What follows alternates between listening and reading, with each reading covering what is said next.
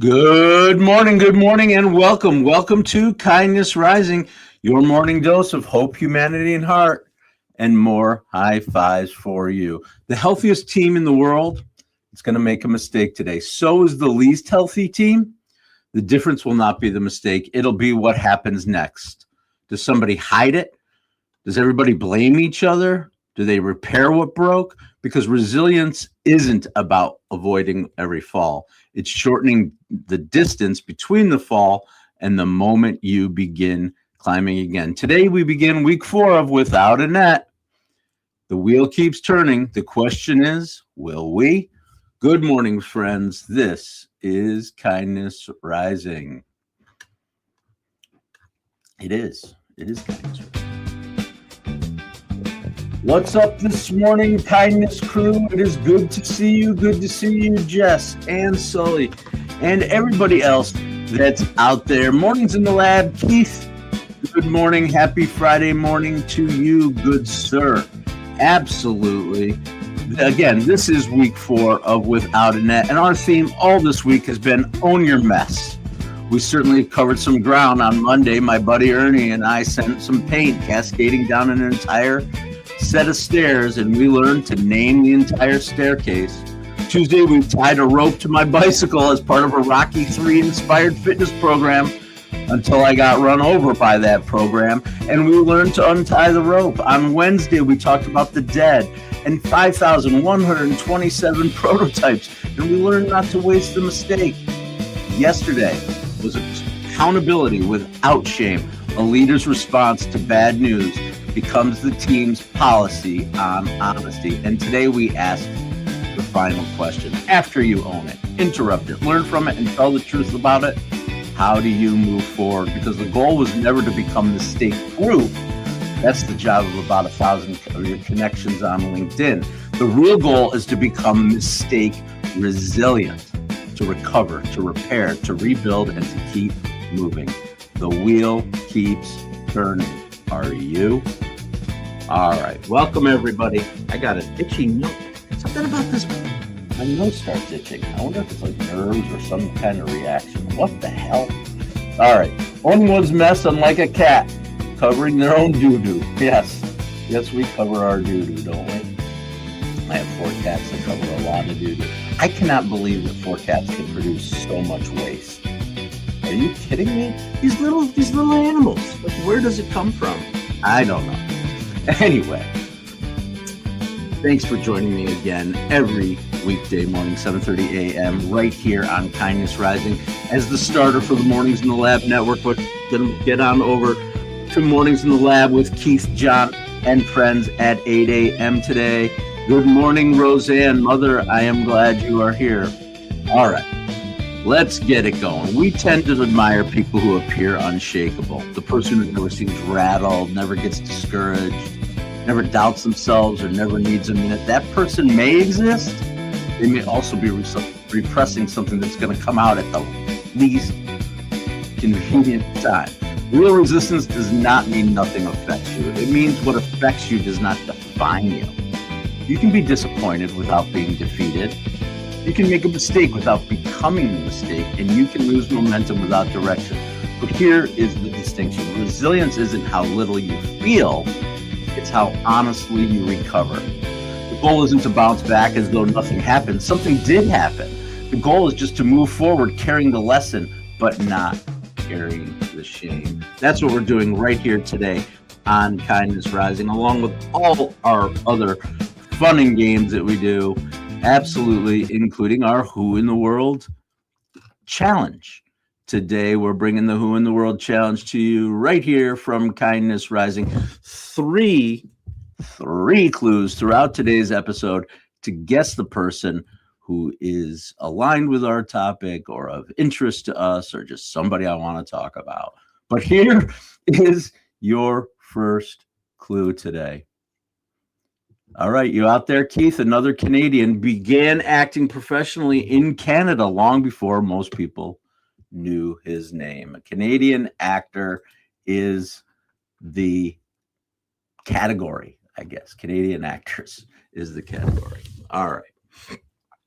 Well, good morning, everybody. It is a Friday, and we're going to get to it, but I need a little hit of coffee here to get me going this morning. Another beautiful, busy day ahead for us. Keith's thinking about a Canadian actor. We'll get to the second clue in just a minute. Maybe you'll get it from that. But first, and always, every single day here on Kindness Rising, we highlight good people doing good work through our kindness spotlight, and today is no different. Absolutely no different. Let's get that music down. God, that must have been annoying to you all. I just noticed how loud it was. Hopefully you can hear me a little better now. All right, today's kindness spotlight is an organization called All Hands and Hearts. All Hands and Hearts is a global disaster relief organization that works alongside communities after hurricanes, earthquakes, floods, and other crises. The volunteers clean up the debris, repair homes, rebuild schools, and restore safe places. They help community move from immediate survival through long-term recovery, and certainly they are global. You can see that map here, all the different responses all around the world. And what's interesting to this is an organization that emerged out of a merger of two organizations doing good work. Model and activist Petra Nemkova survived the tsunami in Thailand in 2004 by clinging to a palm tree for hours. That experience helped her create Happy Hearts Fund. And entrepreneur David Campbell, he responded to the tsunami later and founded the All Hands Volunteers. In 2007, the two missions came together to create All Hands and Hearts. And what I love about their work is they understand recovery isn't one dramatic moment. It's not, the storm ended, everybody's fine. Recovery is mud and broken walls and damaged classrooms, lost belongings, exhaustion, and people showing up again and again the next morning. All Hands and Hearts does not arrive pretending the disaster didn't happen. They step directly into what happened. And that's the heart of today's message. You can't always prevent what breaks, but you can decide what you help rebuild. Today's kindness spotlight is All Hands and Hearts. All right. Thanks for joining here on Kindness Rising. Mornings in the Lab is guessing John Candy, but he's wrong. 1X. I'm going to do one more little segment, and then we'll get to the second clue, Keith. Hang in there with me and all the rest of this. Us. All the rest of us? All the rest of us, yes. All right. Throughout the series, we have talked about what it means to play without a net. Yep, that's what this is, without a net. But today we're going to talk about, during the construction of the Golden Gate Bridge, how they actually built a net. Chief Engineer Joseph Strauss introduced safety measures that were unusual for major construction projects at the time. And the most visible was a large safety net suspended underneath the bridge floor. 19 workers fell into that net and survived. Unfortunately, 10 died, or 11 died, 10 in one incident when the net actually broke. They probably would have survived if the net didn't break. The 19 who fell and survived, though, they have a great name. I wish I had this patch. The Halfway to Hell Club. That is one of the most vivid names in workplace safety history. They fell, they were caught, and they returned to work. The net didn't eliminate the danger, and 11 men still died during the bridge's construction. But before that tragedy, the net had saved 19 lives. Yep, that's pretty important. We often talk about courage as though courage means needing nothing beneath us. No support, no backup, no second chance. But courage and support, they're not opposites. The net didn't build the bridge, the workers did. The net simply made some of their falls survivable, and that is what psychological safety really is. Not a guarantee that nobody will fall, not permission to work carelessly, and certainly not a soft cushion protecting everyone from any form of responsibility. But it's a net. It's trust, honesty, belonging. People who will tell you the truth. People who will help you climb back up. A net does not lower the standards. It just makes the fall survivable. That is what the best teams build beneath one another. And that's today's wait. They actually built a net. I didn't do a wait. That happened today. Let's get to that second clue because I know Keith has just got to get over to his show, but he's dying to know who this person is. The first person, their first clue. This person began acting professionally in Canada, long before most people knew his name. Second clue, another little hint. He turned professional adversity into one of the most influential research and advocacy efforts ever in modern medicine. A Canadian actor who turned personal adversity into research and advocacy efforts. Yeah, so there's a lot of organizations out there. I appreciate you. Habitat for Humanity is probably the most well-known organization for recovery. There's lots of them out there. This one came from the 2004 tsunami. Did people remember where they were when the tsunami? I remember right where I was the first time I heard about it. I do. I was in Geneva, New York, and I was driving on Main Street on my way to work listening to NPR. I remember it. I don't know why, but I do. All right. Research Corner. Let's talk about recovery because people often think resilience is a personal trait, but it's not. You either have it or you don't. No. You're naturally tough or naturally fragile. No. Resilience is actually a process. It can be practiced and strengthened and supported by the environment around us. A resilient person still needs recovery. They still need repair. And a resilient organization still needs time to learn what happened. So here is a simple tool for the next time something goes wrong, and I'm calling it my 3-step reset. First, stabilize. Before you solve everything, stop the immediate damage. Take a breath. Pause the argument. Secure the situation. Untie the rope. You won't design the entire fitness program while you're still being dragged through a hedge. First, you stabilize. Second, you study. You ask what happened. What did we miss? What changed? Not who did this. Don't rush past the lesson because everyone is eager to feel normal again. Normal may be what created the problem in the first place. Study it. Lastly, step back in. Apply what you learned. Try again. Have the next conversation. Maybe build another prototype, or like the dead, you just play the next note.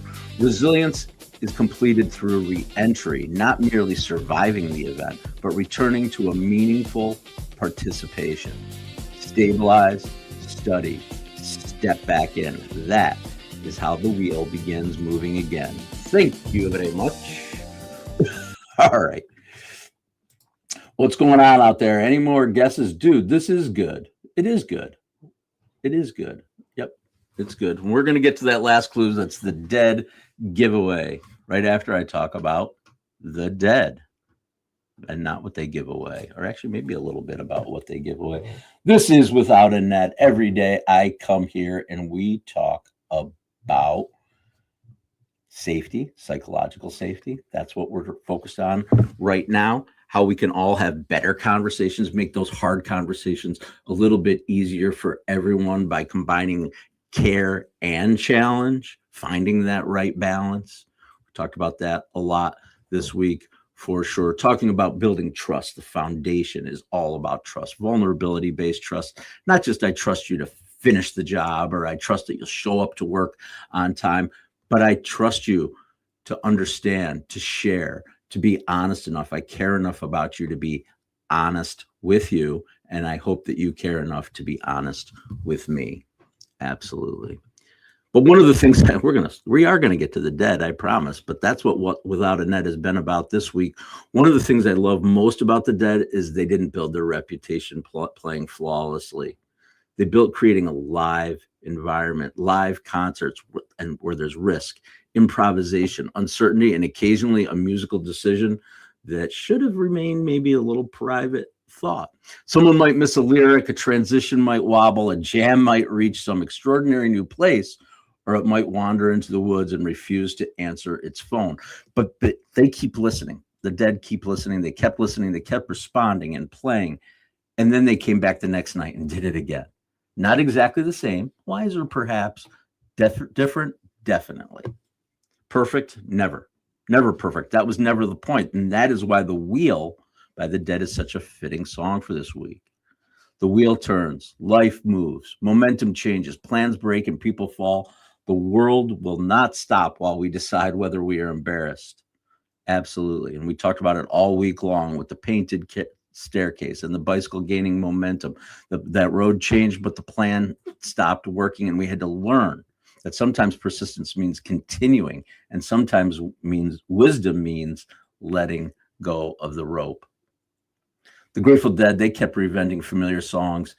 Dick Fosbury, we talked about him. He found a better way to get over the bar. They didn't merely repeat failure with greater enthusiasm. They learned.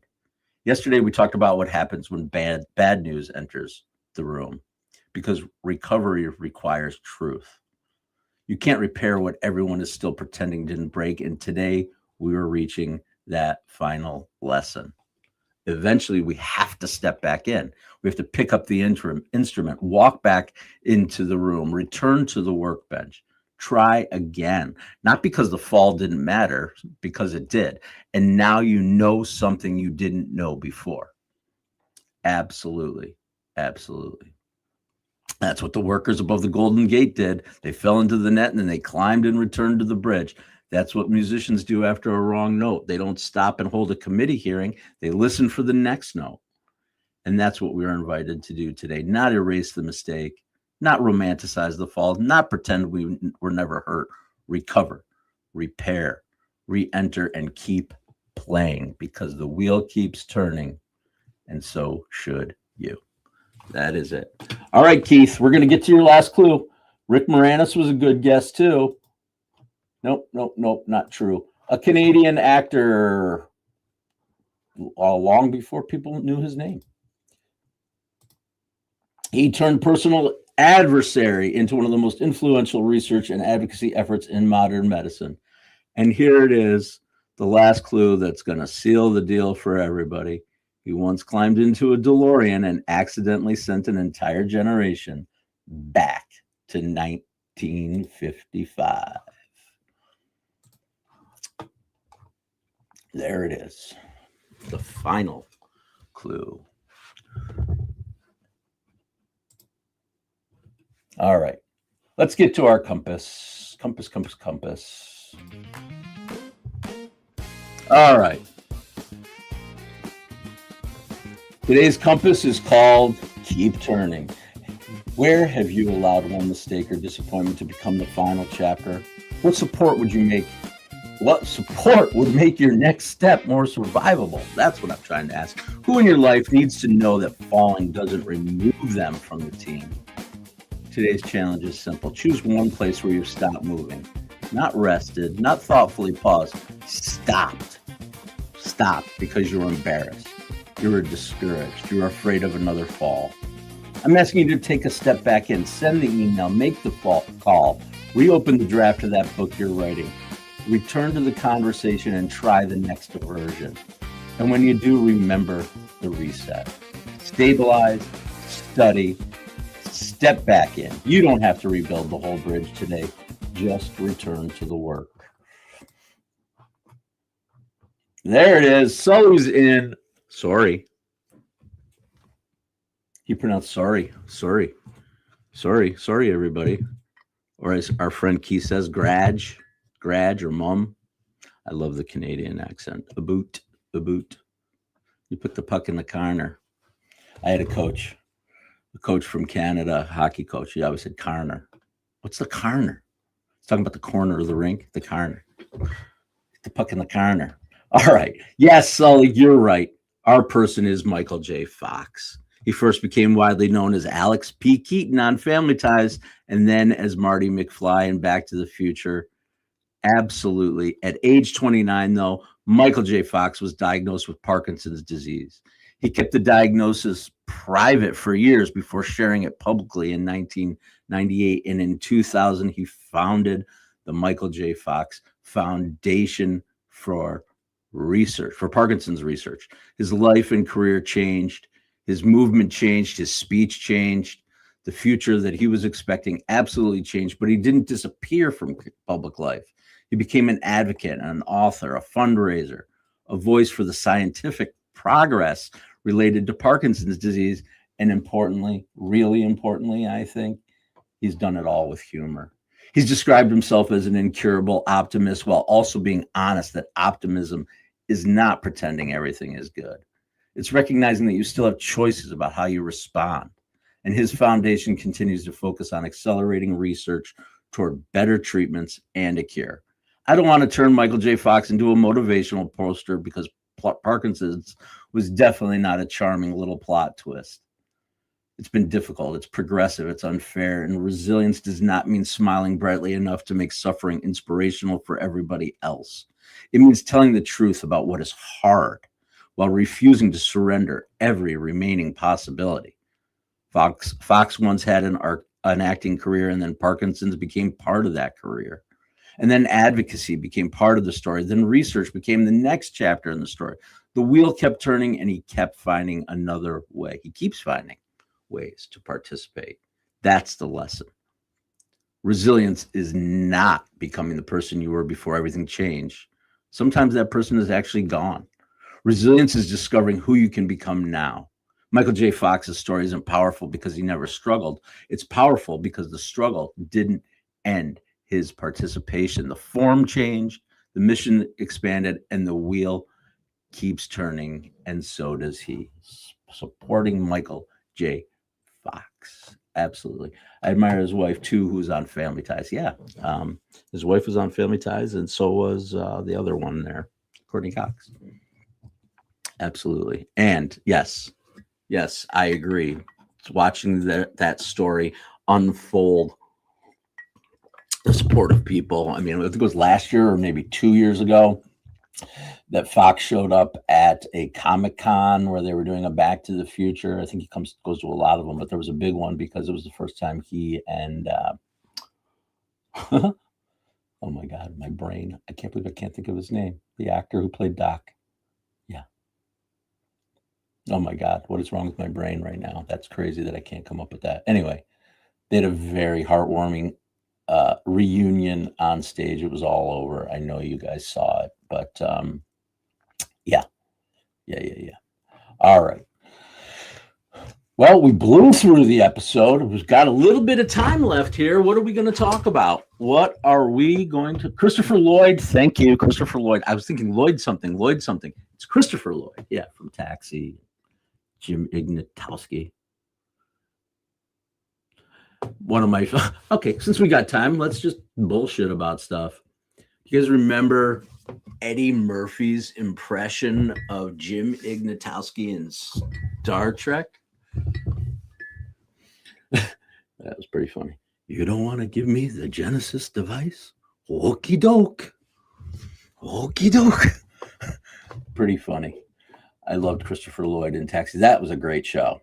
I mean, let's do it. I mean, we're having our Gen X Fandom Friday. Let's talk about Taxi. Let's talk about all the stars that appeared on that show.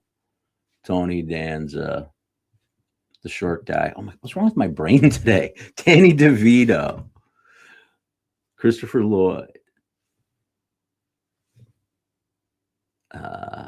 Andy Kaufman.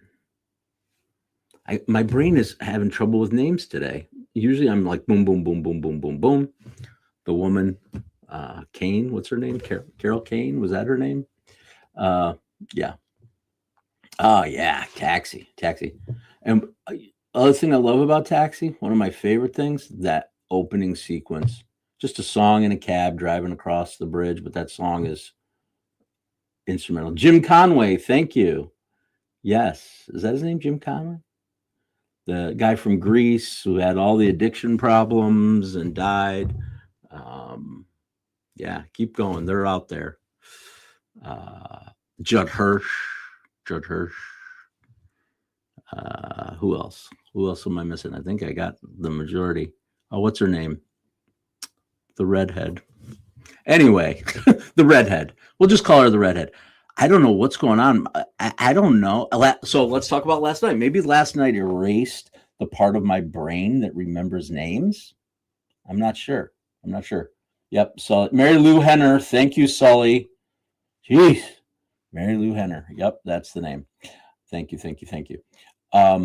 Last night was California Honey Drops. We had a blast. It was awesome. They were great. Um, I talked about them last year. If you ever have a chance, you want to listen to some really fun, soulful, just you can't be in a bad mood when you listen to the California Honey Drops. They are awesome, and they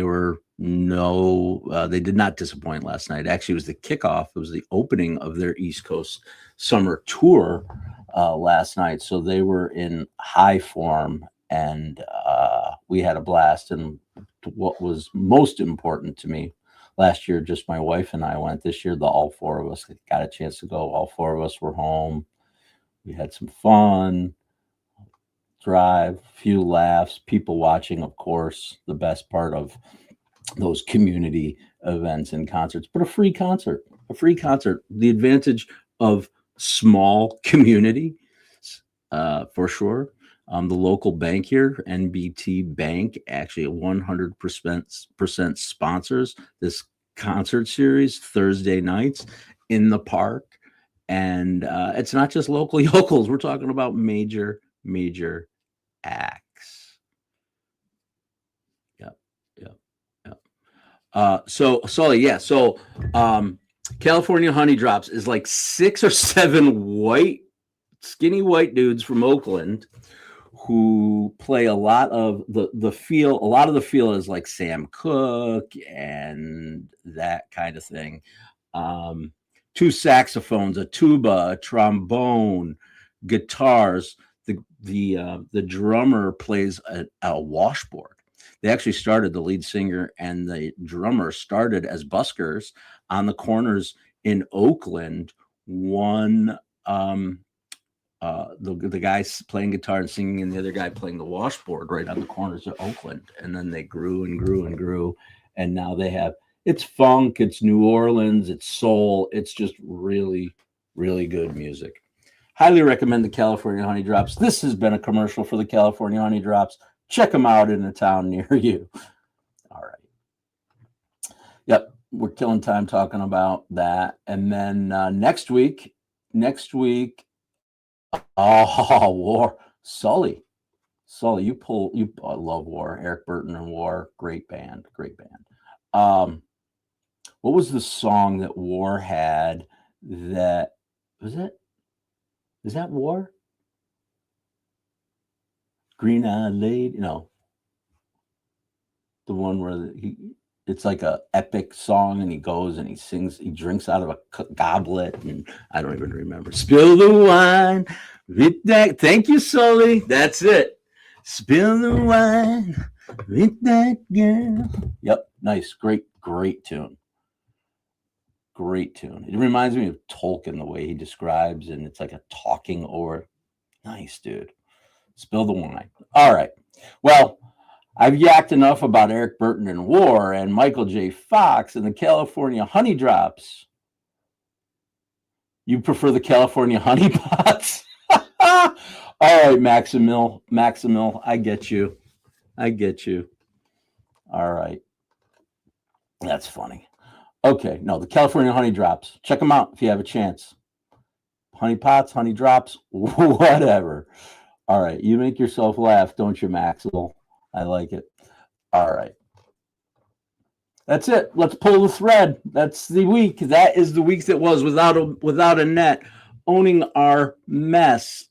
Let's weave the thread, pull the thread. Heck, I'm mixing my metaphors, whatever. This week began with a mess. Paint on the floor, paint on the wall, paint on the staircase. And maybe that's where the most meaningful growth begins. Not with a perfect plan, but with something real that needs our attention. This week we learned to name the whole staircase, own the complete truth. When a mistake or a problem happens, look at the whole thing. Untie the rope was the other thing we did. We interrupt the pattern before momentum takes control. Don't waste the mistake. Make sure we're turning our failure into information. Make it Thursday. We talked about make it safe to tell. Create a culture where truth does not need a bodyguard. And finally, keep turning, recover, repair, rebuild, and step back in. Playing without a net does not mean believing you will never fall. It means developing the courage to take the next step and building relationships strong enough to help one another survive the fall. The Grateful Dead had one another listening for the next note. Maybe none of us truly plays alone. Maybe the net is trust and honesty. For the person who says you made a mistake, let's figure out what happens next. The wheel keeps turning, and so should you. Not recklessly, not pretending nothing happened, but wiser, more honest, and more compassionate, and ready to play the next note. Thank you for spending week 4 of Without a Net with me. Next week, we are going to, actually, next week's big. Next week, you know what next week is in Grateful Dead land? It's called The Days Between. If you don't know what The Days Between are, come back Monday morning, 7:30 a.m., and I will keep you informed. But until then, get over to see Keith and John over at Mornings in the Lab. Mornings in the Lamb. Mornings in the Lab. Stay uncommon and stay kind until then, all right? Mornings in the Lab with Keith, John, and friends coming up right